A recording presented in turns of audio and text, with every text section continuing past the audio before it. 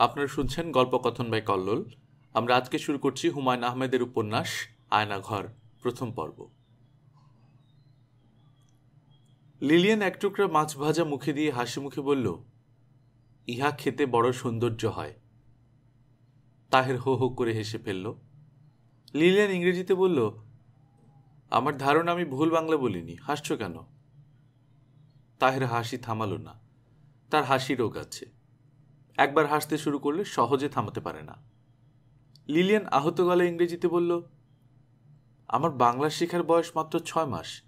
যা শিখেছি নিজের চেষ্টায় শিখেছি। তুমি তো এই ব্যাপারে আমাকে কোনো সাহায্য করছো না, বরং উল্টোটা করছো। যখনই বাংলা বলার চেষ্টা করছি তুমি হাসছো। এটা কি ঠিক?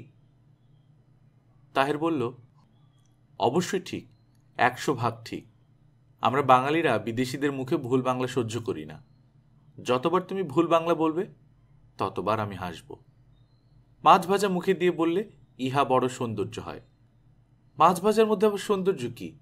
এটা পিকাসোর ছবি না, আবার রবীন্দ্রনাথের কবিতাও না। মাছ ভাজা হলো মাছ ভাজা, বুঝলে? না, বুঝলাম না। মাছ ভাজা খেতে ভালো লাগলে আমি কিছুই বলবো না? বলবে খেতে মজা হয়েছে, কিংবা বলবে ভালো হয়েছে। খেতে সৌন্দর্য হয়েছে আবার কি? সুন্দর আমরা খাই না। চাঁদের আলো খুব সুন্দর, তাই বলে চাঁদের আলো কেউ খায়? তাহের আবার হেসে উঠল। লিলিয়ান তাহেরের উপর রাগ করার চেষ্টা করছে, পারছে না। কখনো পারে না, তার মনে হয় না কখনো পারবে। লিলিয়ানের বয়স 23, নেপলসের মেয়ে। তাহেরের সঙ্গে তার পরিচয় হয় ইয়েলোস্টোন পার্কে। পরিচয় পর্ব বেশ মজার। লিলিয়ান $30 টিকিট কেটে একটা ট্যুর গ্রুপের সঙ্গে এসেছে। এই প্রথম শহর ছেড়ে বাইরে আসা। যা দেখছে তাই তার ভালো লাগছে। সে মুগ্ধ হয়ে একের পর এক ছবি তুলে যাচ্ছে। তখন সে লক্ষ্য করল, কালো লম্বা মতো ঝাঁকড়া চুলের একটি ছেলে তার দিকে তাকিয়ে হো হো করে হাসছে। রূপবতী মেয়েদের আশেপাশে যেসব ছেলেরা থাকে তারা তাদের অজান্তেই অনেক অদ্ভুত আচরণ করে, কিন্তু এরকম অশালীন ভঙ্গিতে দাঁত বের করে কখনো হাসে না। লিলিয়ান ব্যাপারটা অগ্রাহ্য করতে চেষ্টা করল, কিন্তু অগ্রাহ্য করা যাচ্ছে না। যতবারই সে ছবি তুলছে ততবারই মানুষটা মুখের সব কটা দাঁত বের করে হাসছে। যেন লিলিয়ান 23 বছর বয়সী ঝকঝকে চেহারার তরুণী নয়, যেন সে মহিলা চার্লি চ্যাপলিন। তার প্রতিটি ক্রিয়াকলাপে হাসতে হবে। লিলিয়ান এগিয়ে গেল, বরফ শীতল গলায় বলল, আপনি হাসছেন কেন, জানতে পারি? লিলিয়ানের শীতল গলা শুনে যে কোনো পুরুষ ঘাবড়ে যেত। এ ঘাবড়ালো না। লোকটি হাসি মুখে বলল, অবশ্যই জানতে পারেন। আপনার ছবি তোলা শেষ হোক, তারপর বলবো। এখন বলতে অসুবিধা আছে? হ্যাঁ, অসুবিধা আছে, অবশ্যই অসুবিধা আছে। আমার ছবি তোলা শেষ হয়েছে, আপনি বলুন কেন হাসছেন? আপনি ক্যামেরার মুখ থেকে ক্যাপ সরাননি, মুখে ক্যাপ লাগিয়ে ছবি তুলছিলেন, এই জন্য হাসছিলাম। না হেসে আপনি যদি আমাকে বলতেন ক্যামেরার মুখের ক্যাপ সরানো হয়নি, সেটাই কি শোভন হতো না? হ্যাঁ, হতো। বলতে বলতে তাহের আগের চেয়েও শব্দ করে হেসে ওঠে। লিলিয়ান সরে এলো। সে তার জীবনে এতটা অপদস্থ হয়নি। তার রীতিমতো কান্না পাচ্ছে। ইচ্ছা করছে ক্যামেরাটা ওল্ড ফেইথফুলের পানিতে ছুঁড়ে মারতে। সাধারণ শিষ্টতা, সাধারণ ভদ্রতা কি তরুণী মেয়েরা পুরুষদের কাছ থেকে আশা করতে পারে না?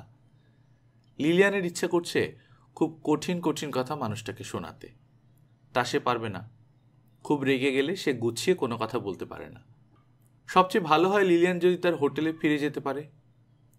তা সম্ভব হবে না। সে যে গাইডেড ট্যুর এসেছে তাদের মাইক্রোবাস ছাড়বে সন্ধ্যা মেলাবার পর। ইচ্ছা না করলেও সন্ধ্যা পর্যন্ত তার এখানে থাকতে হবে। ঘুরে ফিরে ওই লোকটার সঙ্গে তার আবার দেখা হবে। সেও নিশ্চয়ই সন্ধ্যা পর্যন্ত থাকবে। লিলিয়ানকে দেখা মাত্র দাঁত বের করে হাসবে। কত বিচিত্র মানুষই আছে এই পৃথিবীতে। লিলিয়ান লক্ষ্য করল লোকটা তার দিকে আসছে, হাসি মুখে আসছে। লিলিয়ানের চোখ মুখ শক্ত হয়ে গেল, মুখে থুতু জমতে শুরু করল। মানুষটাকে কোনো কঠিন গালি দিতে পারলে মন শান্ত হতো।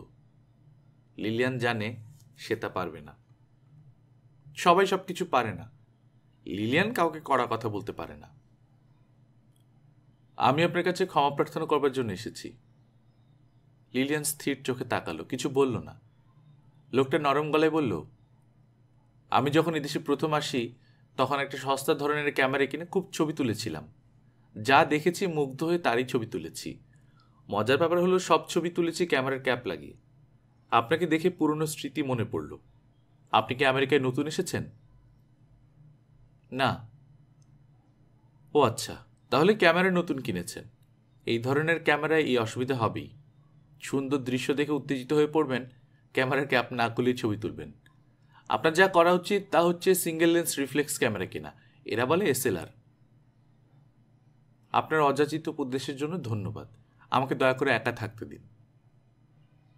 আমি কি আপনাকে বিরক্ত করছি? হ্যাঁ, করছেন। লোকটা চলে গেল, কিন্তু লিলিয়ানের মনে হলো সে আবার আসবে।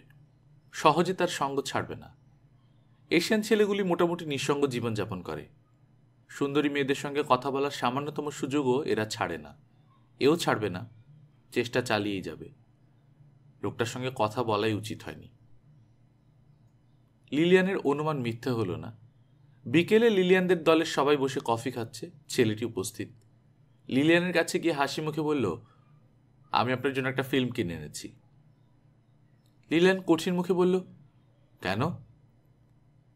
আমার কারণে আপনার ফিল্ম নষ্ট হয়েছে। আমি প্রথম থেকে লক্ষ্য করছিলাম। আমার উচিত ছিল আপনাকে সতর্ক করে দেয়া। তা করিনি, উল্টো মজা পেয়ে হেসেছি। অবশ্যই অপরাধ করেছি, কাজেই অপরাধের প্রায়শ্চিত্ত করছি। লিলিয়ান কঠিন মুখে বলল, অপরাধ টপরাধ কিছু না।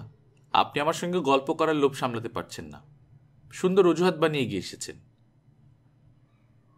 আপনি ভুল বললেন। নিজেকে খুব রূপবতী ভাবছেন বলেই সমস্যা হয়েছে। আপনি হয়তো আপনার দেশে কিংবা এই আমেরিকাতেই রূপবতী, কিন্তু আমাদের দেশের রূপের বিচারে আপনি রূপবতী নন।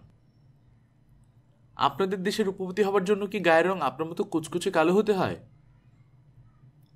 তা না, আমাদের দেশের রূপবতী মেয়েদের প্রথম শর্ত হলো চোখ সুন্দর হতে হয়। আমার চোখ সুন্দর না? না, আপনার চোখের মনি নীল। আমাদের দেশে বাদামি বা নীল চোখের তারার মেয়েদের বলে বিড়াল চোখা মেয়ে। এদের সহজে বর জোটে না, পুরুষরা এদের বিয়ে করতে চায় না। কি অদ্ভুত কথা! আপনি কোন দেশের মানুষ? দেশের নাম আপনাকে বলছি, কিন্তু দয়া করে দেশের নাম শুনে ঠোঁট উল্টে বলবেন না, এই দেশ আবার কোথায়। এই জাতীয় কথা যখন কেউ বলে অসম্ভব রাগ লাগে। আমার দেশের নাম বাংলাদেশ। নাম শুনেছেন? না। নাম না শোনার অপরাধ আমি ক্ষমা করলাম, যদিও ক্ষমা করা উচিত হচ্ছে না। যাই হোক, আমি কি আপনার পাশে বসতে পারি? বিড়াল চোখা মেয়ের পাশে বসে কি করবেন? আপনার সঙ্গে এক কাপ কফি খাবো, তারপর চলে যাব। বসুন। আপনার নাম কি জানতে পারি? Lilian grey.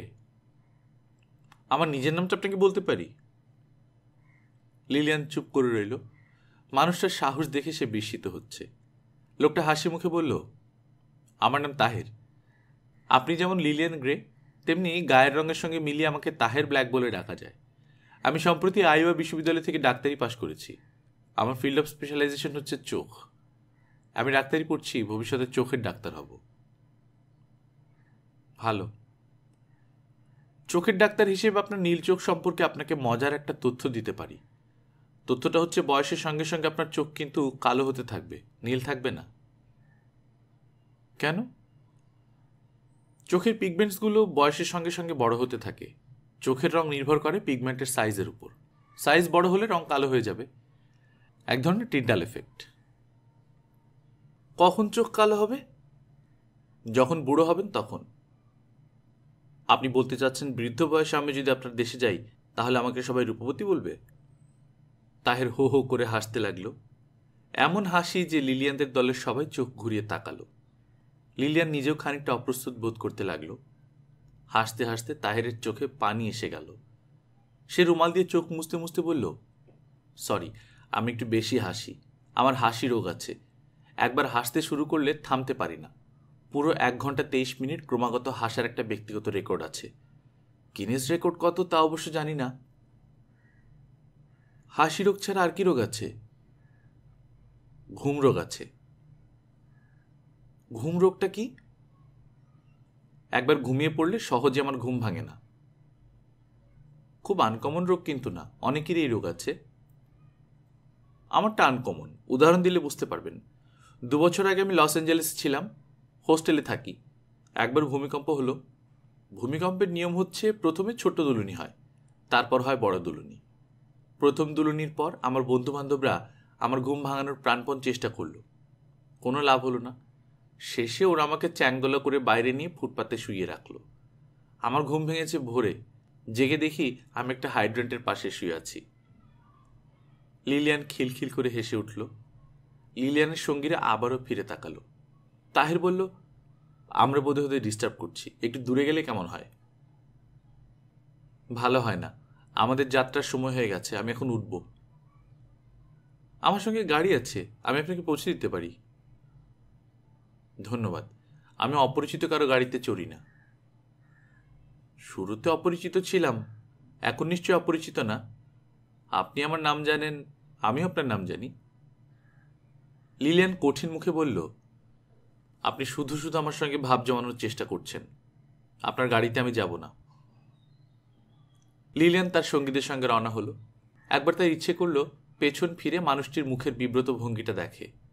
অনেক কষ্টে এই লোভ সে সামলালো। মনে মনে ভাবল, ভালো শিক্ষা হয়েছে। কাউকে শিক্ষা দেবার এটাই সবচেয়ে ভালো টেকনিক। প্রথমে কিছুটা প্রশ্রয় দিতে হয়, তারপর ছুঁড়ে ফেলতে হয় আস্তা করে। আশ্চর্য স্পর্ধা! ফিল্ম কিনে নিয়ে এসেছে, $2.5 দামের একটা উপহার কিনে মনে মনে ভেবেছে অনেক দূর এগিয়ে যাবে। লিলিয়ান ডরমিটরিতে থাকে না, রুমিং হাউসে থাকে। রুমিং হাউসগুলো ইউনিভার্সিটির কোনো ব্যাপার না, ব্যক্তি মালিকানায় চলে। বাড়িওয়ালারা সস্তায় ভাড়া দেয়। রুমিং হাউসে শুধু থাকার ব্যবস্থা, রান্না করার ব্যবস্থা নেই, কারণ কিচেন নেই, কমন বাথরুম। মাসে $40 এর চেয়ে ভালো কিছু আশা করা অবশ্য অন্যায়। এর চেয়ে বেশি খরচ করে ডরমিটরিতে জায়গা নেওয়া লিলিয়ানের সাধ্যের বাইরে। পিকনিক করতে এসে $50 খরচ হয়ে গেছে। এই মাসটা তার কষ্টে যাবে। কয়েকটা বই কেনা দরকার, এই মাসে কেনা হবে না। ভেবেছিল মার জন্মদিন উপলক্ষে মাকে লং ডিস্টেন্স কল করবে, তাও সম্ভব হচ্ছে না। 3 মিনিট কথা বলতেই লাগে $18। তাছাড়া মার সঙ্গে 3 মিনিট কথা বলাও যাবে না। একবার টেলিফোন হাতে পেলে তিনি ছাড়বেন না, রাজ্যের কথা বলতে থাকবেন। লিলিয়ান যদি বলে, এখন রাখি মা, বিল উঠছে, মা বলবেন, শোন শোন, ওই জরুরি কথাটাই বলা হয়নি, তোর পজার আঙ্কেল সেদিন কি করেছে শোন। ওই লোকটার আক্কেল বলে একটা জিনিস এখনো হলো না। এদিকে তার ডেন্টিস্ট নাকি বলেছে তার 3টা আক্কেল দাঁত। এমন কথা কি শুনেছিস কখনো? 3টা আক্কেল দাঁত। বিছানায় এপাশ ওপাশ করে লিলিয়ানের ঘুম এলো শেষ রাতে। ঘুম আসার প্রায় সঙ্গে সঙ্গেই সে অদ্ভুত একটা স্বপ্ন দেখল। সে অপরিচিত একটা নদীর পাড়ে দাঁড়িয়ে আছে। বিশাল নদী, পানিতে কানায় কানায় ভর্তি। নদী, নদীর ওপাশে বন, সব জ্যোৎস্নায় থই থই করছে। হঠাৎ মাঝ নদীতে কালো মতো কি দেখা গেল, স্রোতের প্রবল টানে ভেসে যাচ্ছে। লিলিয়ান দেখতে পাচ্ছে না, তবু পরিষ্কার বুঝতে পারছে নদীর স্রোতে যে জিনিসটা ভেসে যাচ্ছে তা হলো একটা মৃতদেহ। মৃতদেহটা লিলিয়ানের চেনা, খুব চেনা। মৃত মানুষ প্রশ্নের জবাব দেয় না, তবু লিলিয়ান চিৎকার করে উঠল, কে কে? স্বপ্নে সবই সম্ভব। মৃতদেহ কথা বলল, অনেক কষ্টে পানির উপর উঠে বসল। ক্ষীণ গলায় বলল, লিলিয়ান আমি, ওরা আমাকে মেরে নদীতে ফেলে দিয়েছে, আমাকে বাঁচাও। লিলিয়ান আতঙ্কে অস্থির হয়ে বলল, আমি কি করে তোমাকে বাঁচাবো? তুমি তো মরেই গেছো। বাঁচাও লিলিয়ান, প্লিজ বাঁচাও। এই সময় নদীর স্রোত বেড়ে গেল, জলের প্রবল টান উপস্থিত হল। শস্য শব্দ হতে লাগলো। মৃতদেহটি ভাটির দিকে তীব্র গতিতে ছুটে যাচ্ছে। অনেক অনেক দূর থেকে সে ডাকছে, লিলিয়ান, লিলিয়ান। লিলিয়ান নদীর পাড় ঘেঁষে ছুটতে শুরু করেছে। ঝোপঝাড় খানাখন্দ ভেঙে সে ছুটছে। মনে হচ্ছে আর দৌড়াতে পারবে না, হুমড়ি খেয়ে পড়বে। মৃতদেহ এখনো তাকে ডাকছে। মৃতদেহের কণ্ঠস্বর ক্ষীণ, সেই স্বর বাতাসে ভাসিয়ে নিয়ে যাচ্ছে। লিলিয়ানের কান পর্যন্ত পৌঁছাতে পারছে না। এই অবস্থায় লিলিয়ানের ঘুম ভাঙল। তার সমস্ত শরীর ঘামে ভিজে গেছে। জেগে ওঠার পরেও সে অনেকক্ষণ ভয়ে ঠকঠক করে কাঁপল। তার ভয়ের অনেকগুলি কারণের একটি হচ্ছে, যে যুবকের মৃতদেহটি ভেসে যাচ্ছিল সেই যুবক তার চেনা। যুবকের নাম তাহের। দেখা হয়েছিল ইয়েলোস্টোন পার্কে। তার গায়ে ছিল হলুদ রঙের গলাবন্ধ সোয়েটার। স্বপ্নেও সেই একই সোয়েটার ছিল, তবে তার রং ছিল ধূসর। তীব্র ভয় অনেকটা যেমন হঠাৎ আসে তেমনি হঠাৎই চলে যায়। রোদ ওঠার সঙ্গে সঙ্গে লিলিয়ানের ভয় কেটে গেল। শুধু যে ভয় কাটল তাই না, হাসিও পেতে লাগলো। তার মনে হলো সে এমন কিছু ভয়ঙ্কর স্বপ্ন দেখেনি। নদী দেখেছে। নদী কোনো ভয়ঙ্কর জিনিস নয়। নদী দেখার কারণও আছে। আগের দিন পুরো সময়টা কাটিয়েছে ওল্ড ফেইথফুল হ্রদের তীরে। তাহের নামের ছেলেটিকে জড়িয়ে স্বপ্ন দেখেছে, সেটাও স্বাভাবিক। তার সঙ্গে দেখা হয়েছে। সাক্ষাৎ পর্ব খুব একটা সুখকর ছিল না। মস্তিষ্ক সেই ব্যাপারগুলি নিজের মতো করে সাজিয়েছে। লিলিয়ানের পরিষ্কার মনে আছে, ছেলেবেলায় যার সঙ্গেই ঝগড়া করত তাকেই স্বপ্ন দেখত। সেই স্বপ্নগুলিও হতো ভয়ঙ্কর। লিলিয়ান ঠিক করলো আজ ইউনিভার্সিটিতে যাবে না। আজ একটা মাত্র ক্লাস। এই ক্লাস এমন জরুরি নয়, না করলে ক্ষতি হবে না। তার চেয়ে বরং ক্যান্টিনে যাওয়া যাক। কোনো কাজ পাওয়া যায় কিনা সেই চেষ্টা করা যেতে পারে। 4-5 ঘন্টা কাজ করতে পারলে ইয়েলোস্টোন পার্কের খরচ কিছুটা উঠে আসবে। ক্যান্টিনে কোনো কাজ পাওয়া গেল না। সে সুইমিং পুলের দিকে গেল। অকারণে যাওয়া। সাঁতার কাটতে হলে টিকিট লাগবে। তার টিকিট কাটার মতো ডলার নেই। কি অদ্ভুত দেশে আমেরিকা! কারো মুখে ডলার ছাড়া শব্দ নেই। লিলিয়ান বেশ অনেকক্ষণ সুইমিং পুলে সাঁতার কাটা দেখল। তার কাছে সবসময় মনে হয় পৃথিবীর সবচেয়ে সুন্দর দৃশ্যের একটি হচ্ছে মানুষের সাঁতারের দৃশ্য। মানুষ যদি উঠতে পারত তাহলে সেই দৃশ্য নিশ্চয়ই খুব সুন্দর হতো। লিলিয়ান স্যান্ডউইচ কিনে ইউনিভার্সিটি বোটানিক্যাল গার্ডেনের দিকে গেল। লাঞ্চ খাওয়ার জন্য তার একটি প্রিয় জায়গা আছে, মেপেল গাছের নিচের বাঁধানো বেদি। গাছের পাতা হলুদ হতে শুরু করেছে। কি সুন্দর লাগছে গাছটাকে। সে একা একা সন্ধ্যা পর্যন্ত গাছের নিচে বসে রইল। আরো কিছুক্ষণ বসত। শীত শীত করছে। সোয়েটারে শীত মানছে না। তাছাড়া ঘুমও পাচ্ছে। পড়াশোনা করার দরকার। মনে হচ্ছে আজ পড়া হবে না, সকাল সকাল শুয়ে পড়তে হবে। আশ্চর্য ব্যাপার, আজ রাতেও লিলিয়ানের ঘুম হলো না। শেষ রাতের দিকে তন্দ্রা মতো হলো। তন্দ্রায় দেখল দুঃস্বপ্ন। আগের রাতের স্বপ্নটাই অন্যভাবে দেখা। সে এবং তাহের দৌড়াচ্ছে, প্রাণপণে ছুটছে। তাদের তাড়া করছে ভয়ঙ্কর কিছু মানুষ। তাহের বলছে, লিলিয়ান আমার হাত ধরো, আমি দৌড়াতে পারছি না, প্লিজ আমার হাত ধরো প্লিজ। লিলিয়ান চিৎকার করে জেগে উঠল। নিজেকে শান্ত করতে তার সময় লাগলো। হিটিং কয়েল দিয়ে গরম 1 কাপ কফি খেয়ে মাকে চিঠি লিখতে বসল। মা, আমার কি জানি হয়েছে। দুঃস্বপ্ন দেখছি, ভয়ঙ্কর সব দুঃস্বপ্ন। আমার রাতে ঘুম হচ্ছে না। তুমি চার্চে গিয়ে আমার নামে 2টো বাতি জ্বালিও। এই পর্যন্ত লিখে লিলিয়ান চিঠি ছিঁড়ে ফেলল। এই ধরনের চিঠি মাকে দেওয়ার কোনো মানে হয় না। তিনি শুধু শুধু দুশ্চিন্তায় পড়বেন, তার হাঁপানির টান উঠে যাবে। সে নতুন একটা চিঠি লিখল। সেখানে খুব সুন্দর করে লেখা হলো ইয়েলোস্টোন পার্কে বেড়াতে যাবার বর্ণনা, ইউনিভার্সিটি সুইমিং পুলে সাঁতারের আনন্দময় বিবরণ। ভোর 7টায় সে তৈরি হলো ইউনিভার্সিটিতে যাবার জন্য। আয়নায় একবার নিজেকে দেখল। দুরাত ধরে ঘুম হয়নি, কিন্তু চেহারায় ক্লান্তির কোনো ছাপ নেই। তার নিজের কাছে মনে হলো আজ তার চোখ অন্য দিনের চেয়েও অনেক উজ্জ্বল। আজ লাঞ্চ আওয়ারের আগে কোনো ক্লাস নেই, কিন্তু টার্ম পেপার জমা দিতে হবে। লাইব্রেরিতে বইপত্র ঘাটাঘাটি করতে হবে। বিরক্তিকর কাজগুলির মধ্যে একটি। যে বইটি তার প্রয়োজন দেখা যাবে সেটি ছাড়া সব বই আছে। এক একদিন এক একজনের ভাগ্য খুব ভালো থাকে। আজ লিলিয়ানের ভাগ্য খুবই ভালো। যে বইগুলি তার দরকার ছিল সবই সে পেয়ে গেল। বাড়তি পেল একটি মনোগ্রাফ। তার টার্ম পেপারের সঙ্গে মনোগ্রাফের কোনো বেশ কম নেই, টুকে ফেললেই হয়। 2 ঘন্টার মধ্যে টার্ম পেপার লেখা শেষ হলো। লিলিয়ান কফি হাউসে কফি খেতে গেল। ঘুম ঘুম লাগছে। কফি খেয়ে ঘুম তাড়াতে হবে, নয়তো ক্লাস করা যাবে না। কফি হাউস ছাত্রছাত্রীতে ঠাসা। এখন লাঞ্চ আওয়ার। কফি শপে এত ভিড় থাকার কথা নয়। আজ এত ভিড় কেন? আজ কি সস্তায় কফি দিচ্ছে নাকি ফ্রি কফি দিচ্ছে? না, ফ্রি কফি দিচ্ছে। কফি হাউস মাঝে মাঝে কিছু কায়দা করে নোটিশ দিয়ে দেয়, আজ বেলা 9টা থেকে 4:30 পর্যন্ত ফ্রি কফি। ব্যবসার কোনো নতুন চাল। আজও এরকম কিছু হয়েছে বোধহয়। লিলিয়ান কফির মগ হাতে জায়গা খুঁজছে, তখন শুনল হাত উঁচিয়ে কে তাকে ডাকছে। হ্যালো লিলিয়ান, এদিকে এসো, জায়গা আছে। লিলিয়ান তাকিয়ে দেখে তাহের। সে কয়েক মুহূর্ত চুপচাপ দাঁড়িয়ে রইল, তারপর এগিয়ে গেল। তাহের হাসি মুখে বলল, এত তাড়াতাড়ি তোমার দেখা পাবো ভাবিনি। তুমি কি এই ইউনিভার্সিটির ছাত্রী? হ্যাঁ। আমি পাশ দিয়ে যাচ্ছিলাম, কি মনে করে যে ঢুকেছি। তোমার সাবজেক্ট কি? এনথ্রোপোলজি। দাঁড়িয়েছে কেন? বসো বসো। লিলিয়ান বসবে কিনা বুঝতে পারছে না, তার অস্বস্তি লাগছে। তার মনে হচ্ছে বসা ঠিক হবে না। এই মানুষটির সঙ্গে যোগাযোগের ফল শুভ হবে না।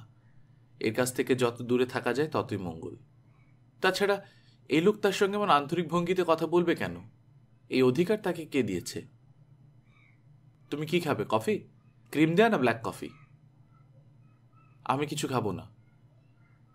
ক্যাপাচিনো খাবে? প্রচুর ফেনা থাকে, এক গাদা মিষ্টি দিয়ে বানায়, দারুণ মজা। তুমি বসো, আমি নিয়ে আসছি। তাহের কফি নিয়ে ফিরে এসে দেখে লিলিয়ান শান্ত ভঙ্গিতে মাথা নিচু করে বসে আছে। মেয়েটিকে তার খুব অসহায় মনে হলো। শুধু অসহায় না, ক্লান্ত, বিষণ্ণ। এই বয়সী মেয়েরা অনেক হাসি খুশি থাকে।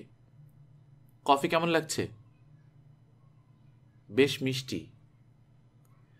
এক এক ধরনের কফির এক এক নিয়ম। এই কফি খেতে হয় প্রচুর মিষ্টি দিয়ে। তোমার কি মন খারাপ? না, দেখে মনে হচ্ছে খুব মন খারাপ। লিলিয়ান কিছু বলবে না ভেবে বলে ফেলল, রাতে আমার ঘুম হয়নি। তাহের হেসে ফেলল, শব্দময় হাসি। আশেপাশে টেবিল থেকে ছাত্রছাত্রীরা তাকাচ্ছে। অনেকে ভুরু কুচকে আছে। কোনো বিদেশি তাদের দেশের কফি শপে বসে তাদেরকে অগ্রাহ্য করে এমন হাসি হাসবে, তা বোধহয় এদের পছন্দ নয়। তাহের লিলিয়ানের দিকে ঝুঁকে এসে বলল, শোনো লিলিয়ান, মাঝে মাঝে রাতে ঘুম না হয় সুস্থ মানুষের লক্ষণ। শুধুমাত্র পশুদেরই রাতে ঘুমাতে অসুবিধা হয় না, মানুষের হয়। আমাকে দেখো, আমি বিছানায় শোয়া মাত্র ঘুমিয়ে পড়ি। এই জন্য নিজেকে পশু পশু লাগে। আবারও সেই হাসি, আবারও লোকজন চোখ ঘুরিয়ে তাকাচ্ছে। লিলিয়ান বলল, আমি উঠব, কফির জন্য ধন্যবাদ। আহা, বসো আর খানিক্ষণ। না না, কাল তো ছুটি, এত তাড়া কিসের? এখান থেকে 90 কিলোমিটার দূরে একটা পেট্রিফাইড ফরেস্ট আছে, পুরো জঙ্গল পাথর হয়ে আছে। আমি আগামীকাল যাব বলে ভাবছি। দিনে দিনে ফিরে আসা যাবে। তুমি যাবে? না, আমি যাব না। আমার বেড়াতে ভালো লাগে না। ওই দিন ইয়েলোস্টোন পার্কে কিন্তু খুব বেড়াচ্ছিলে। ওই দিন ভালো লাগছিল, এখন লাগবে না। লিলিয়ান বের হচ্ছে, তাহের সঙ্গে সঙ্গে যাচ্ছে। তাকে মুখের উপর না বলা হয়েছে, তবু কোনো বিকার নেই। অদ্ভুত নির্লজ্জ ধরনের ছেলে তো। সাধারণত আমেরিকান ছেলেগুলি এরকম হয়, আঠার মতো লেগে থাকে। এ তো বিদেশি এক ছেলে, তার মান অপমান বোধ আরো খানিকটা থাকা উচিত ছিল না? লিলিয়ান বলল, আর আসতে হবে না, আমি যাচ্ছি। তাহের বলল, আবার দেখা হবে, ভালো থাকো। রাত জেগে জেগে তুমি যে উচ্চ শ্রেণীর মানব সন্তান তা প্রমাণ করতে থাকো। ভালো কথা। তুমি কি আমার টেলিফোন নাম্বার রাখবে? রাতে দুঃস্বপ্ন দেখলে টেলিফোন করতে পারো। আমি অন্যের টেলিফোন নাম্বার রাখি না। অন্যের টেলিফোন নাম্বারই তো রাখতে হয়, নিজেরটা তো মনেই থাকে। আমি যাচ্ছি। লিলিয়ান দ্রুত করিডোর চলে এলো। সে এমনিতেই দ্রুত হাঁটে, আজ আরও দ্রুত হাঁটছে। মেমোরিয়াল ইউনিয়নের বাইরে এসে হাঁপ ছাড়ল। পেছনে ফিরে তাকালো, তাহেরকে দেখা যাচ্ছে না। নাছোড়বান্দা হয়ে সে যে পেছন পেছন আসেনি, এতেই লিলিয়ান আনন্দিত। লিলিয়ান তার অ্যাপার্টমেন্টে ফিরল না, কাঁধে ব্যাগ ঝুলিয়ে হাঁটতে বের হলো। আজ সারাদিন সে হাঁটবে। হেঁটে হেঁটে এমন ক্লান্ত হবে যে বিছানায় শোয়া মাত্র ঘুমিয়ে পড়বে। ঘুমোতে যাওয়ার আগে হট শাওয়ার নেবে, এক গ্লাস আগুন গরম দুধ খাবে, বিছানায় নতুন চাদর বিছিয়ে রাখবে। তার ঘুমের সমস্যা আছে, এক রাত ঘুম না হলে পরপর কয়েক রাত ঘুম হয় না। বেশিক্ষণ হাঁটতে হলো না, অল্প হেঁটেই লিলিয়ান ক্লান্ত হয়ে পড়ল। মলগুলিতে ঘুরতে এখন আর তার ভাল লাগছে না। ইচ্ছে করছে অ্যাপার্টমেন্টে ফিরে বিছানায় শুয়ে পড়তে। এখন বিছানায় যাওয়াটা হবে বিপজ্জনক। খানিক্ষণ ঘুম হবে, কিন্তু রাতটা কাটবে নির্ঘুম। লিলিয়ান স্যান্ডউইচ কিনল, পার্কে বসে একা একা খেল। একা একা খাওয়া খুব কষ্টের। খাবার সময় একজন কেউ পাশে থাকা দরকার, যে প্রয়োজনে অপ্রয়োজনে কথা বলবে, হাসবে। লিলিয়ানের এমন কেউ নেই। কোনোদিন কি হবে? প্রিয় একজন কি থাকবে পাশে? কে হবে সেই মানুষটি? চার্চের পাদ্রী মাথায় হলি ওয়াটার ছিটিয়ে বুকে ক্রুশ স্পর্শ করে বলবেন, তোমাদের দুজনকে আমি স্বামী স্ত্রী হিসেবে ঘোষণা করলাম। মৃত্যু এসে তোমাদের বিচ্ছিন্ন না করা পর্যন্ত একজন থাকবে অন্যের পাশে, সুখে দুঃখে, আনন্দ বেদনায়। Till death do you part. লিলিয়ানের চোখে পানি এসে যাচ্ছে। সে পার্কের অপরূপ দৃশ্যের দিকে তাকিয়ে নিজেকে শান্ত করার চেষ্টা করল। মন শান্ত হচ্ছে না। সে এক ধরনের হাহাকার বোধ করছে। মনে হচ্ছে এই অপরূপ দৃশ্য একা দেখার নয়, দুজনে মিলে দেখার। লিলিয়ান অ্যাপার্টমেন্টে ফিরল সন্ধ্যা মেলাবার পর। ক্লান্তিতে তার শরীর ভেঙে পড়ছে। মনে হচ্ছে এক সেকেন্ডও সে জেগে থাকতে পারবে না।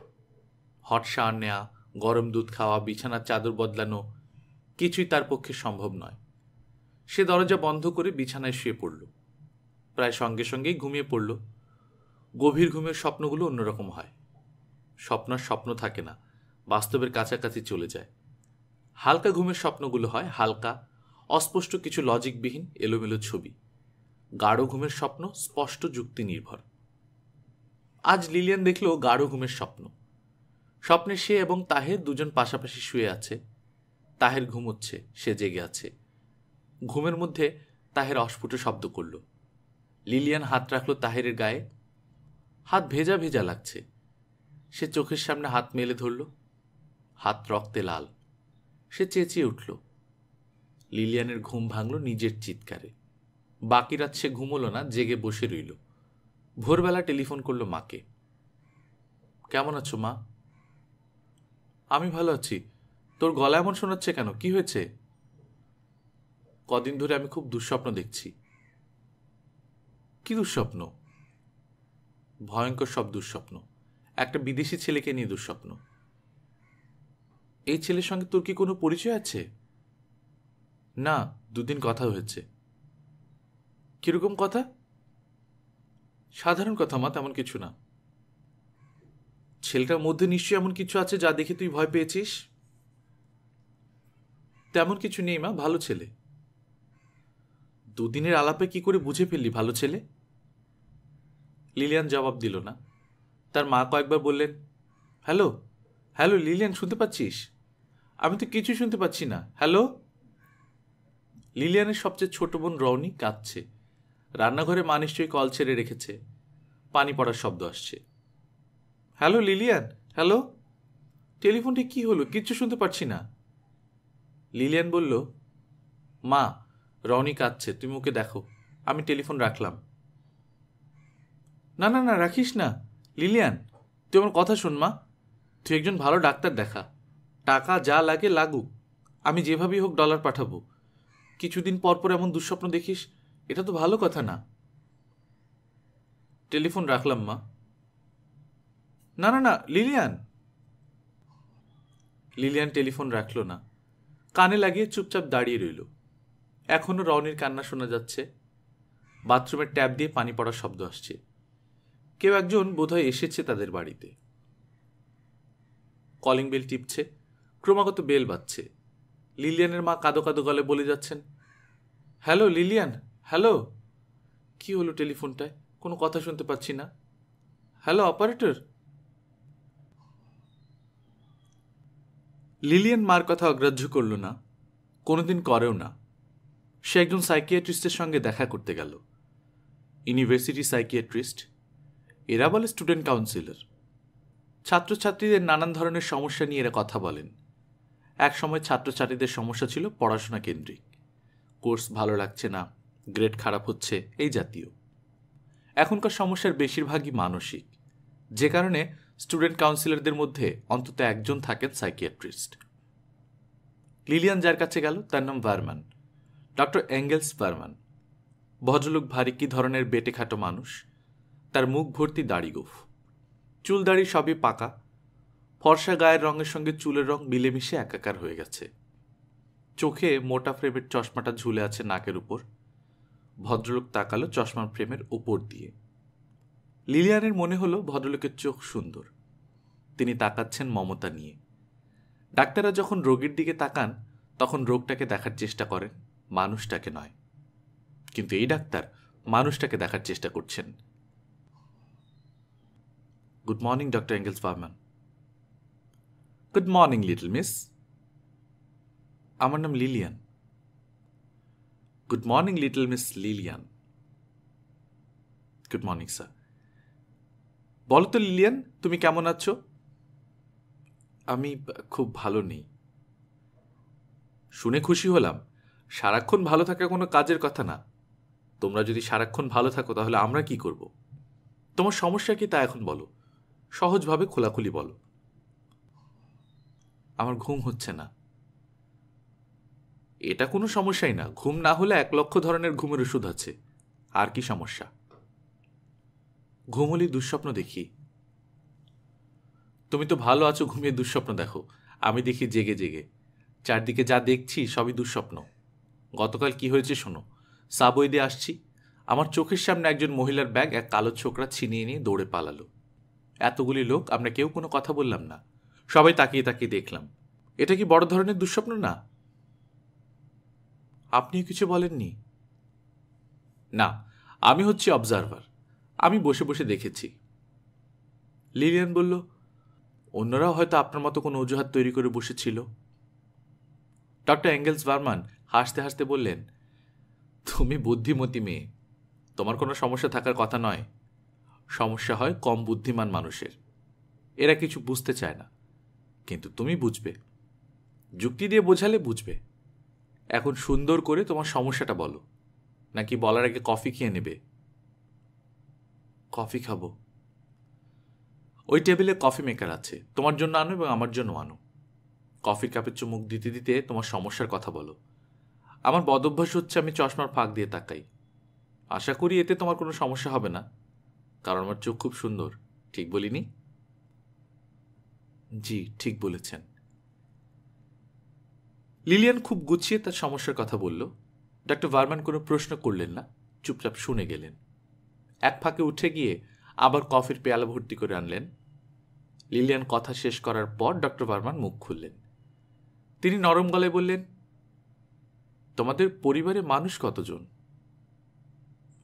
অনেকে। আমার যৌথ পরিবার।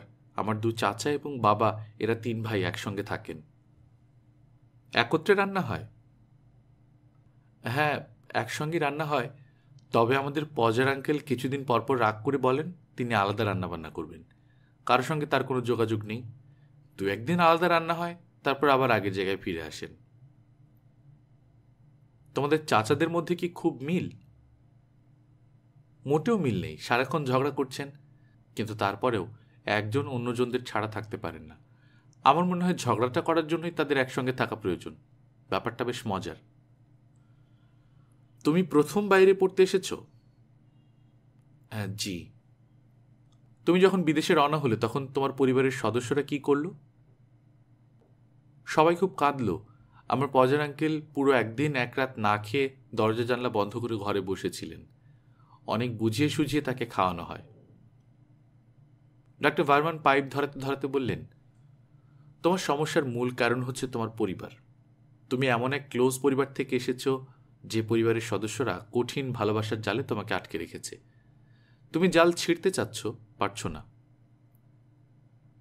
আপনি ভুল বললেন, আমি জাল ছিঁড়তে চাচ্ছি না। তুমি চাচ্ছ, কিন্তু তোমার মন তাতে সায় দিচ্ছে না। তোমার মন একই সঙ্গে 2টি বিপরীত ধারায় কাজ করছে।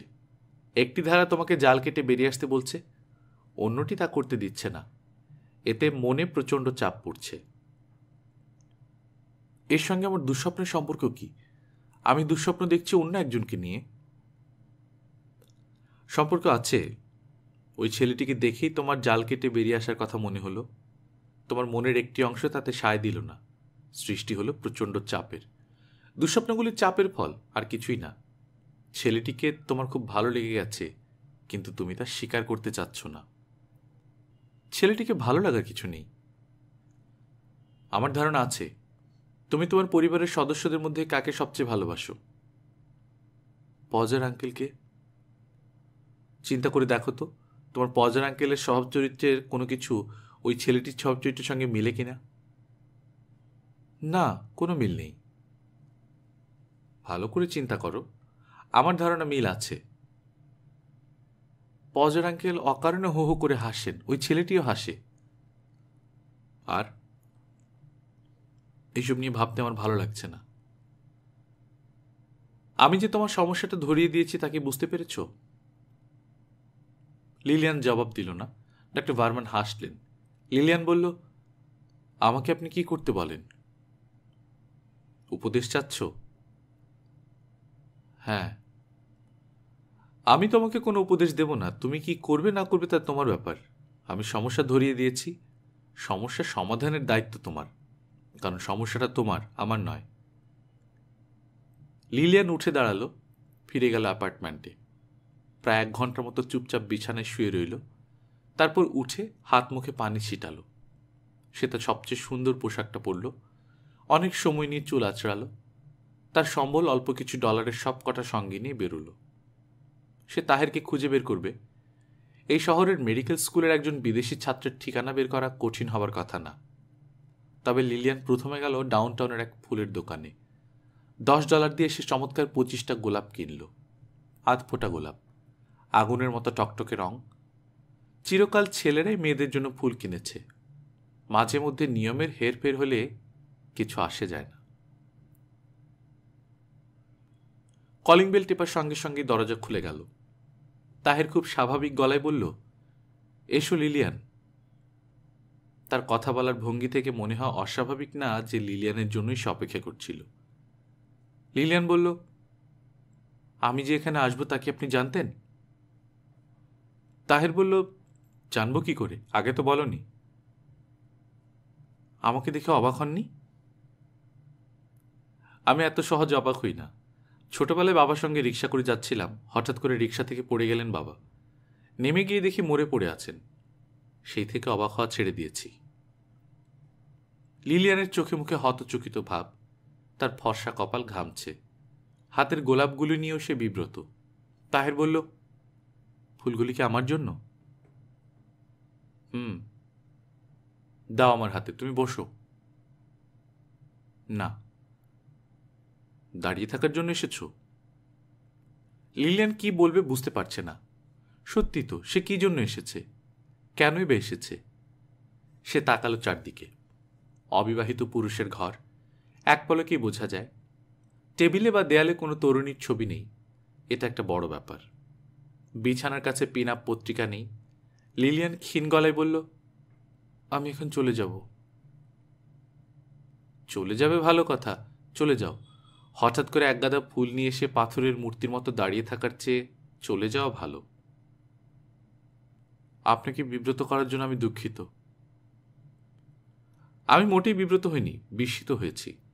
অন্যদের বিষয় যেমন চোখে মুখে ফুটে ওঠে, আমার বেলায় তা হয় না বলেই তোমার কাছে মনে হচ্ছে আমি পুরো ব্যাপারটাকে সহজভাবে নিচ্ছি। আসলে তা না। আমার ঠিকানা কোথায় পেলে? জোগাড় করেছি। কেন? লিলিয়ান চুপ করে রইল। তাহেরের মনে হলো এই মেয়ে আর কোনো প্রশ্নের জবাব দেবে না। মেয়েটিকে সহজ করার কোনো পথও সে খুঁজে পাচ্ছে না। কি বললে সে সহজ হবে? লিলিয়ান, তুমি কি পেট্রিফাইড ফরেস্টটা দেখতে চাও? ওই দিন আমি যাইনি। তুমি চাইলে আজ যেতে পারি। সন্ধ্যায় সন্ধ্যায় ফিরে আসব। আমি আমার অ্যাপার্টমেন্টে ফিরে যাব। বেশ তো, ফিরে যাবে। আমি তোমাকে পৌঁছে দেব? আপনাকে পৌঁছে দিতে হবে না। তুমি লক্ষ্য করনি বোধ হয় বাইরে খুব ঠান্ডা পড়েছে। এই ঠান্ডায় তুমি এমন পাতলা কাপড় পরে কি করে এসেছো সেও এক রহস্য। তুমি আমার সঙ্গে যেতে না চাইলে একাই যাবে। আমার একটা ওভারকোট আছে, সেটা গায়ে চাপিয়ে চলে যেতে পারবে। নাকি আমার ওভারকোটও গায়ে দেবে না? লিলিয়ান বসল। সে যে বসেছে তাতে সে নিজে অবাক হয়েছে। তার কাছে মনে হচ্ছে পুরো ব্যাপারটা স্বপ্নে ঘটছে। সে নিজের ইচ্ছেতে কিছু করছে না, যা তাকে করতে বলা হচ্ছে তাই সে করছে। পুরো ঘটনাটা অন্য কেউ ঘটাচ্ছে। সে অন্য কেউটা কে? লিলিয়ান? হ্যাঁ। কফি খাবে? শুনে খুশি হলাম। আমি কফি তৈরি করছি। তুমি সহজ এবং স্বাভাবিক হতে চেষ্টা করো। তারপর তোমার কাছে কয়েকটা জিনিস জেনে নেব। যা যা জানতে চাই তাও বলে নিচ্ছি। 1, হঠাৎ তুমি এক গাদা ফুল নিয়ে আমার কাছে কেন এসেছো? 2, আজ যে আমার জন্মদিন সেটা কি তুমি জানো?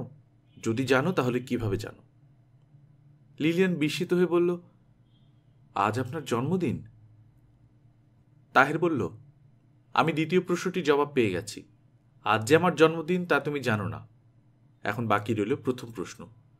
তুমি প্রশ্নটির জবাব নিয়ে ভাবতে থাকো। আমি একটু গ্রোসারি শপে যাব। ঘরে কফি, চিনি, ক্রিম কিছুই নেই। আমি কি আপনার এখান থেকে একটা টেলিফোন করতে পারি? হ্যাঁ, পারো। একটা লং ডিস্টেন্স কল করব। একটা কেন, 10টা করো। তুমি আমার এখানে আসে আমি নিজে যে কি পরিমাণ খুশি হয়েছি তা কোনোদিন তুমি বুঝবে না। প্রথম দেখাতেই ভালোবাসা বলে কিছু কথা সাহিত্যে প্রচলিত আছে। এই জাতীয় বায়বীয় কথা আমি কখনো বিশ্বাস করতাম না। তোমাকে ওল্ড ফেইথফুল লেকের কাছে দেখে প্রথম মনে হলো সাহিত্যের এই কথাটা মিথ্যা না। মেয়েদের পেছনে ঘোরা আমার স্বভাব নয়। তারপরে আমি খুঁজে খুঁজে তোমার অ্যাপার্টমেন্ট বের করেছি। ওই দিন তোমার সঙ্গে ইউনিভার্সিটিতে দেখা হলো। তোমার ধারণা বোধ হয় পুরো ব্যাপারটাই কাকতালীয়। আসলে তা না। আমি প্রায় তোমাদের মেমোরিয়াল ইউনিয়নে বসে থাকতাম এই আশায় যে তোমার সঙ্গে দেখা হবে। দেখা হলেই বললো পাশ দিয়ে যাচ্ছিলাম। কবে, কোথায়, কোন রুমে তোমার ক্লাস তাও আমি জানি। প্রমাণ দেব? লিলিয়ান তাকিয়ে আছে, কিছু বলছে না। তাহের আগের মতোই সহজ স্বাভাবিক ভঙ্গিতে বলল, আজ ছিল তোমার টার্ম পেপার জমা দেওয়ার শেষ দিন। আমি কি ঠিক বলেছি? লিলিয়ান অন্যদিকে তাকিয়ে হাসল। তাহের বলল, আমি কফি নিয়ে আসতে যাচ্ছি। আমার আসতে খানিকটা দেরি হবে। আমার জন্মদিন উপলক্ষে একটা ভালো হোটেলে আমি তোমাকে নিয়ে খেতে যাব। দুশ্চিন্তা করার কোনো কারণ নেই। খাওয়া শেষে আমি তোমাকে তোমার অ্যাপার্টমেন্টে পৌঁছে দেব। তুমি যে এসেছো এতে আমি খুশি। এর বেশি আমি কিছু আশা করিনি। যা হয়েছে তাই যথেষ্ট। যদিও জানি না ঘটনা এমন কেন ঘটল। ব্যাখ্যা নিশ্চয়ই আছে। তোমার ইচ্ছে করলে তুমি ব্যাখ্যা করবে, ইচ্ছে না করলে করতে হবে না। তাহের ঘর ছেড়ে চলে গেল। লিলিয়ান উঠে দরজা বন্ধ করল। টেলিফোন করল তার মাকে। লিলিয়ানের মা আতঙ্ক মেশানো গলায় বললেন, আমি এর মধ্যে 3বার তোর অ্যাপার্টমেন্টে ফোন করেছি। আমরা চিন্তায় চিন্তায় অস্থির। চিন্তার কিছু নেই মা। তুই কি গিয়েছিলি কোনো ডাক্তারের কাছে? হ্যাঁ। ডাক্তার কি বললেন? ডাক্তার নতুন কিছু বলেনি। আমি যা জানতাম তাই বলেছেন। আমি তোর কথা কিচ্ছু বুঝতে পারছি না। তুই কি জানতি? লিলিয়ান হাসল, শব্দ করে হাসল। লিলিয়ানের মা বললেন, কি হলো, হাসছিস কেন? হাসি আসছে তাই হাসছি। তুই এখন কোথায়? কেন? আমার অ্যাপার্টমেন্টে। না, তুই অন্য কোনো জায়গায়। কি করে বুঝলে? আমি জানি, আমার মন বলছে। তুই কি ওই ছেলেটির কাছে? হ্যাঁ। কেন, ওইখানে কেন? কি হচ্ছে লিলিয়ান? ভয়ের কিছু নেই মা। অবশ্যই ভয়ের কিছু। তুই কেন ওই ছেলের কাছে গেলি? লিলিয়ান খানিকক্ষণ চুপ করে রইল। ওপাশ থেকে ভদ্রমহিলা বারবার বলতে লাগলেন, হ্যালো, হ্যালো। মা শোনো, আমি খুব সম্ভব এই ভদ্রলোককে বিয়ে করব। কি বলছিস তুই? আমি এখনো জানি না ভদ্রলোক এখানে নেই। তিনি কফি কিনতে গিয়েছেন। ফিরে এলেই তাকে বলবো। কি বলবি? বলবো যে আমি আপনাকে বিয়ে করতে চাই। যদি রাজি থাকেন তবেই শুধু আপনার সঙ্গে কফি খাবো এবং রাতে ডিনার করতে যাব। হ্যাঁ ঈশ্বর, মা তুই কি বলছিস? তোর মাথা খারাপ হয়ে গেছে মা। আমি নিশ্চিত তোর মাথা খারাপ হয়ে গেছে। অস্থির হয়েও না। আমার মাথা খারাপ হয়নি, মাথা ঠিক আছে। আর এক্ষুনি তোমাকে চিন্তিত হতে হবে না। হয়তো বিয়েতে ভদ্রলোক রাজি হবেন না, হয়তো বলবেন তিনি বিবাহিত। লোকটা বিবাহিত কিনা তাও জানিস না? না। হ্যাঁ ঈশ্বর, এসব কি শুনছি? কথায় কথায় হাই ঈশ্বর বলবে না তো মা, শুনতে ভালো লাগছে না। লিলিয়ান, লক্ষ্মী মা, তুই দেশে চলে আয়। তোকে পড়াশোনা করতে হবে না। কাঁদছ কেন মা? আমি তো ভয়ঙ্কর কিছু করছি না। তুই তোর পজার আঙ্কেলের সঙ্গে কথা বল। আমি এখন কারোর সঙ্গে কথা বলবো না। তোর বাবার সঙ্গে কথা বল। বললাম তো মা, আমি এখন কারোর সঙ্গে কথা বলবো না। হায় ঈশ্বর, আমি কি শুনছি? লিলিয়ান শান্ত স্বরে বলল, ঈশ্বরের প্রতি তোমার অবিচল ভক্তি, কাজেই তুমি ধরে নাও যা হচ্ছে ঈশ্বরের ইচ্ছাই হচ্ছে, তার অগোচরে কিছুই হচ্ছে না। লিলিয়ান, মা লিলিয়ান, টেলিফোন রাখছি মা, তুমি ভালো থেকো। লিলিয়ানের মা চিৎকার করে কাঁদতে লাগলেন। লিলিয়ান জানলার পাশে দাঁড়ালো। বরফ পড়তে শুরু করেছে, বছরের প্রথম বরফ। ইচ্ছে করছে বরফের ভেতর ছুটে যেতে, সারা গায়ে বরফ মাখতে। লিলিয়ান খানিকক্ষণ বরফ পড়া দেখল। এক দৃষ্টিতে তাকিয়ে থাকার জন্য বোধহয় তার চোখ জ্বালা করছে। সে বাথরুমে ঢুকে চোখে পানি দিয়ে কিছুক্ষণ কাঁদল। ফিসফিস করে বলল, মা রাগ করো না, আমি কি করছি আমি নিজেও জানি না। এর ফল ভালো হবে কি ভালো হবে না তাও জানি না। শুধু একটা জিনিস জানি, আমৃত্যু আমাকে অচেনা অজানাই ছেলেটির সঙ্গে থাকতে হবে। এর থেকে আমার মুক্তি নেই। কিংবা কে জানে, আমার মুক্তি হয়তো বন্ধনের ভেতরেই ঘটবে। দরজায় কলিং বেল বাজছে। লিলিয়ান দরজা খুলে দিল। তাহের মুগ্ধ গালায় বলল, বাইরে বরফ পড়ছে দেখেছ? হ্যাঁ। গায়ে বরফ মাখবে? হ্যাঁ মাখবো। বাহ, চমৎকার। আমাদের দেশে বরফ নেই, তবে বৃষ্টি আছে। বছরের প্রথম বৃষ্টি হলে আমরা বৃষ্টিতে ভিজি, এতে গায়ের ঘামাচি নষ্ট হয়। বরফে কিছু নষ্ট হয় কিনা কে জানে। তোমাদের দেশের বৃষ্টি কি তুষারপাতের চেয়েও সুন্দর? লক্ষ গুণ সুন্দর। আমাদের দেশের প্রথম বৃষ্টিতে কি হয় জানো? এক ধরনের মাছ আছে, নাম হলো কই মাছ। এরা এত আনন্দিত হয় যে দল বেঁধে পানি ছেড়ে শুকনে উঠে আসে। কেন আমার সঙ্গে ঠাট্টা করছো? মোটেই ঠাট্টা করছি না। তোমাকে আমি দেশে নিয়ে গিয়ে নিজের চোখে দেখাবো, তখন তুমি। তাহের কথা শেষ করল না, থেমে গেল। বিব্রত চোখে লিলিয়ানের দিকে তাকালো। লিলিয়ানও তাকিয়ে আছে। লিলিয়ানের চোখে চাপা দুতি। ওদের বিয়ে হতে 10 দিন সময় লাগলো। বিয়ের লাইসেন্স বের করা এদেশে অনেক যন্ত্রণা, অনেক টেস্ট ফেস্ট করাতে হয়। ডাক্তাররা আগে নিশ্চিত হয়ে নেন এই দম্পতির সন্তান বংশগত কোনো রোগের শিকার হবে না, তারপরেই সার্টিফিকেট দেন। সেই সার্টিফিকেট দেখিয়ে লাইসেন্সের জন্য দরখাস্ত করতে হয়। বিয়ের পরপর লিলিয়ান ডক্টর ভার্মানের সঙ্গে দেখা করতে গেল। ডক্টর ভার্মান চশমার ফাঁক দিয়ে খানিকক্ষণ তাকিয়ে থেকে বললেন, মিস থেকে মিসেস হয়েছ? হ্যাঁ। কি করে বুঝলেন? আমার কপালে তো লেখা নেই মিসেস।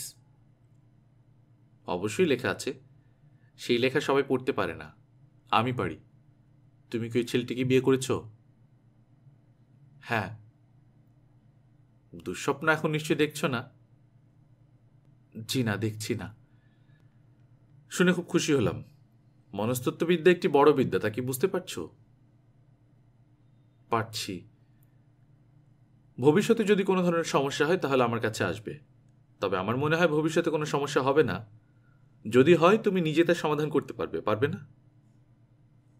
হ্যাঁ, পারবো। তোমার হাসি খুশি মুখ দেখে ভালো লাগছে। সত্যিকার হাসি মুখ অনেকদিন দেখি না। চারদিকে সব ভেজাল হাসি। হাসির ভেজাল আপনি ধরতে পারেন? অবশ্যই পারি। আমার নিজের মুখে যে হাসিটা আমি ঝুলিয়ে রাখি তা হলো ভেজাল হাসি। 100% ভেজাল। তুমি তোমার জীবনে ভেজাল হাসি কাশতে দিও না। মনে কষ্ট পেলে কাঁদবে। কষ্ট চাপা দেওয়ার জন্য হাসির ভান করার প্রয়োজন নেই। আমি আপনার উপদেশ মনে রাখবো ডক্টর ভার্মান। ডক্টর ভার্মানের উপদেশের জন্যই হয়তো দেশ থেকে মার চিঠি পেয়ে লিলিয়ান সারাদিন কাঁদল। চিঠিটি তিনি মেয়ের বিয়ের সংবাদ পাওয়ার পর লিখেছিলেন। সংক্ষিপ্ত চিঠি, যদিও লিলিয়ানের মার হাতে লেখা, তবু লিলিয়ান জানে এই চিঠি তার বাবা লিখে দিয়েছেন। মা শুধু দেখে দেখে কপি করেছেন। কপি করতে গিয়েও মার বানান ভুল হয়েছে। বাবা সেসব বানান শুদ্ধ করেছেন। লিলিয়ান, তোমার বিবাহের সংবাদ পাইয়াছি। আনন্দে উল্লসিত হই নাই। তুমি নিশ্চয়ই তা আশাও করো না। তুমি খুব ভালো করে জানো তুমি আমাদের সবার অতি আদরের ধন ছিলে। তোমাকে নিয়ে আমাদের স্বপ্নের শেষ ছিল না। তুমি সব স্বপ্নের অবসান ঘটাইয়াছ। আমি তোমাকে দোষ দিই না। ঈশ্বরের হুকুম ছাড়া কিছুই হয় নাই। এই ক্ষেত্রেও তার ইচ্ছারই প্রতিফলন হইয়াছে। আমি তোমার এবং তোমার স্বামীর সুখী সুন্দর জীবন কামনা করি। যে সুখের জন্য তুমি আমাদের পরিবারের সকলের সুখ তুচ্ছ করিয়াছ, ঈশ্বর যেন সেই সুখ তোমাকে দেন, ইহাই আমাদের সকলের কামনা। এখন তোমাকে কিছু কথা বলিব, মন দিয়ে শোনো। তোমার বাবা পরিবারের সদস্য হিসেবে তোমাকে গ্রহণ করিবার ব্যাপারে অনিচ্ছা প্রকাশ করিয়াছেন। আমাদের সকলের সেই রকম অভিমত। সর্বসম্মত সিদ্ধান্ত অনুসারে তোমাকে বর্জন করা হইয়াছে। ইহাতে মনে কষ্ট পাইও না। তুমি সকলকে ত্যাগ করিয়া একজনকে পাইতে চাহিয়াছ। ঈশ্বর তোমার প্রার্থনা পূরণ করিয়াছেন। বাড়িতে তোমার নাম আর উচ্চারিত হইবে না। তোমার ব্যবহার্য জিনিস, তোমার ফটোগ্রাফ সমস্তই নষ্ট করিয়া দেওয়া হইয়াছে। তুমি আমাদের সাথে কোনো রকম যোগাযোগ রাখিবার চেষ্টা করিবে না। যোগাযোগ করিবার চেষ্টার অর্থই হইবে আমাদেরকে কষ্ট দেয়া এবং নিজে কষ্ট পাওয়া। ঈশ্বর তোমার মঙ্গল করুন। ঈশ্বরের নিকট তোমার প্রসঙ্গে এটাই আমাদের শেষ প্রার্থনা। ইতি তোমার হতভাগিনী মা। পুনশ্চ মা, তোমার দুঃস্বপ্ন দেখা কি বন্ধ হয়েছে? লিলিয়ানের ধারণা চিঠির শেষের পুনশ্চ অংশটি তার মায়ের লেখা। মা বাবাকে না জানিয়ে এই বাক্যটি লিখেছেন। কেন মায়ের এত ভালো হয়? কেন হয়? সে নিজে কি কোনোদিন এমন ভালো মা হবে? লিলিয়ান কাঁদতে কাঁদতে ভাবল, আমার প্রথম সন্তানটি যেন মেয়ে হয়। মেয়ে হলেই আমি আমার মার নামে তার নাম রাখতে পারবো।